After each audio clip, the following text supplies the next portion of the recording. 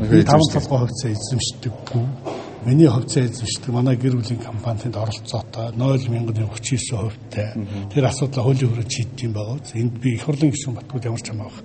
За ер нь бол ямар ч байсан Монгол улс 17 жил 90 оноос шаардлагын замаар хөгжөхдөө социализм руу явах гэж хувийн хөрөнгийг төрд хураадаг юм руу яваагүй байх. Хөрсөн дөрөөгөө бүх баялаг ард түмний хэмж байх ёстой гэж ярьж байгаа улсууд өөрсдөө эхлээд өөрсдийнхөө авсан төснөө уурхайнуудыг төрд эхлээд өгөх байх.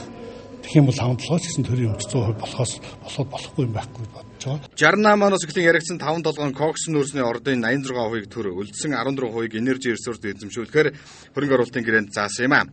Лицензийн төлбөр байгаль хамгаалах зорилгоор нийтдээ 4 тэрбум төгрөг гаргасан учраас энержи ресурс дээрх хувийг өгчээ. Эрэлт хайгуулын ажил улсаас 27 тэрбум төгрөг гаргасан болохоор засгийн газар 86%-ийг нь авч, явцын дунд 50%-ийг нь эзэмшин нээлттэй тендер үлдсэн 36%-ийг нь худалдаагаар төлөвлөд байгаа юм а. Харин гишүүн Мурат Батбаатар нар ингэж салгах биш 100% төр эзэмших хэрэгтэй гэж зүтгээд байна.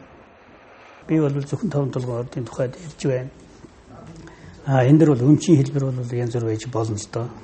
Зүгээр энэ том орд улс орны эдийн засагт одоо ач холбогдолтой том орд тийм ээ.